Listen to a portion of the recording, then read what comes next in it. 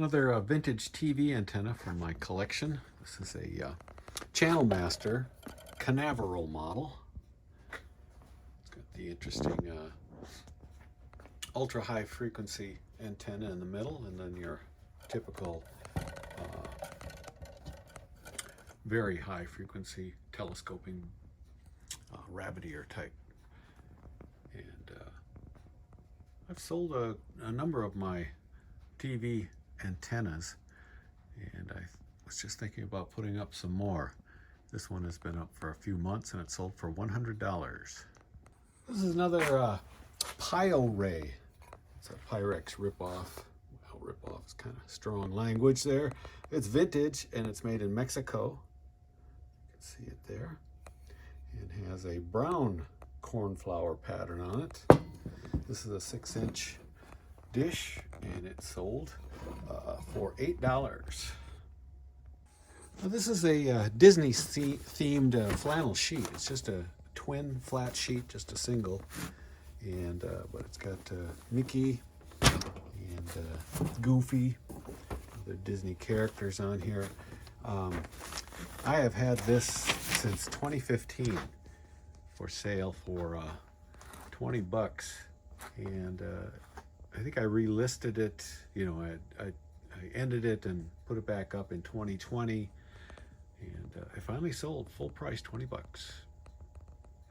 Now, this is the record player or changer from a Grundig console stereo. It's a Locarno, the name of that. And I picked it up, the whole stereo, at a I think it was just a Facebook Marketplace, but I had to go out of town to buy it. Ended up getting the whole thing for like $20, and the head unit was not worth saving, so I'm parting it out. And this is the turntable made by Philips, and was in that console. I didn't restore this. It does work partially, and I demonstrated that in the listing. And I was able to sell this for parts for $125. This is a pair of Echo brand. They're called City Walker Heathrows. They're brown suede. They're very large. Let's see. The Euro is 50, size 50, which comes out to about 16 and a half.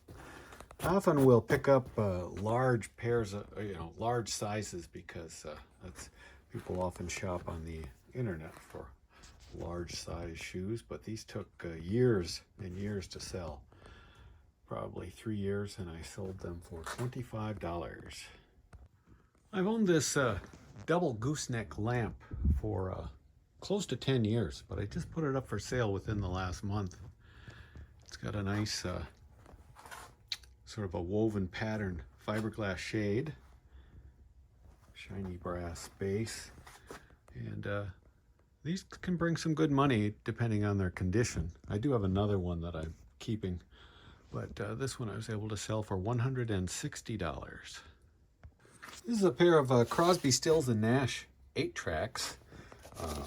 I service these by replacing that foil splice, and these have the spring-loaded felt pads, so those are easy to determine whether or not they're good or not.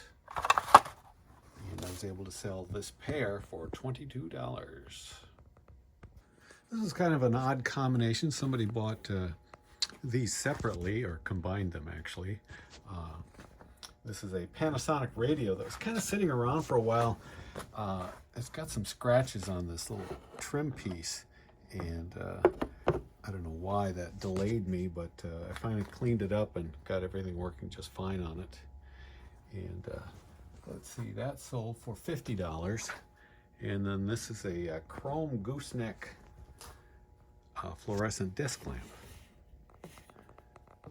Pretty typical. And this also sold for $50. So one person bought these two items for $100. These are parts off of an old German Grundig stereo console, part of the record player.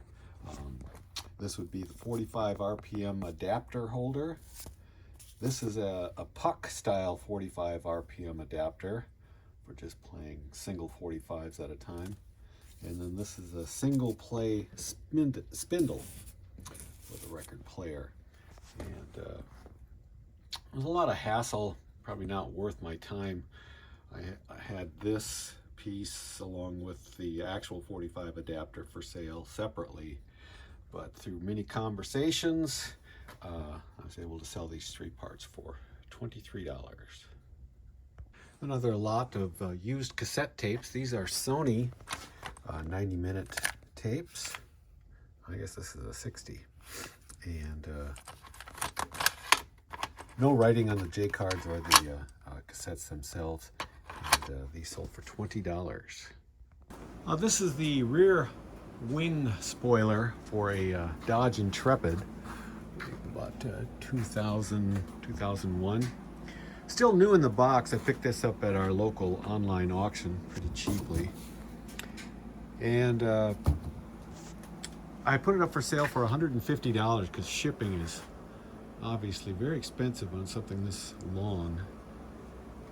And I finally got a guy today offer me $200 if I would ship it to him. Well, I figured out the shipping to be about $65, so close enough.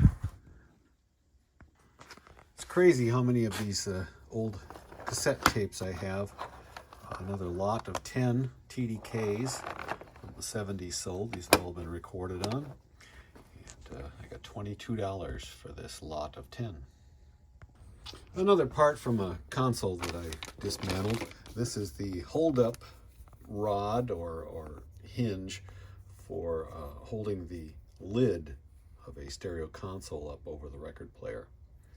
And this came off of a Grundig Locarno stereo, and was able to get $20 for it. This is a set of 7 Telefunken tubes out of a Telefunken console stereo that I had dismantled quite a while ago.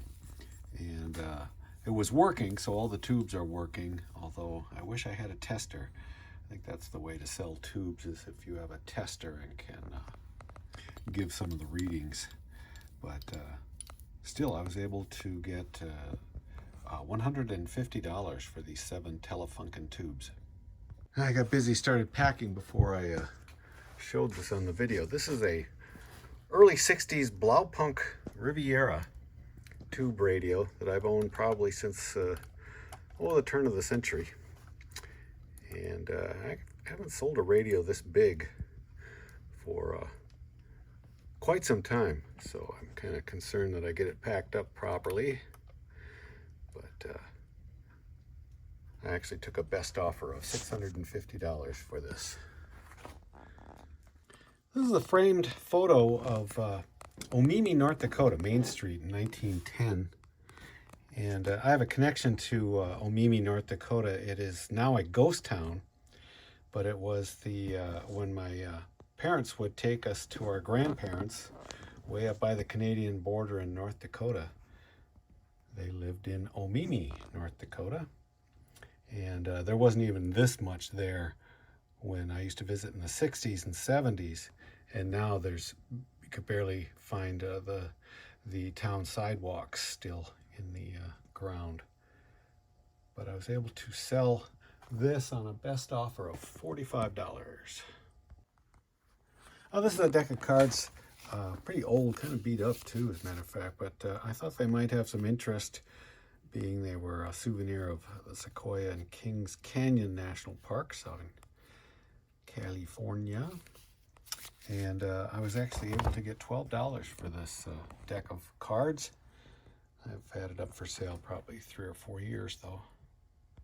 Now this is the dust cover or lid for a Technics turntable. It's kind of a special turntable. It's a linear drive.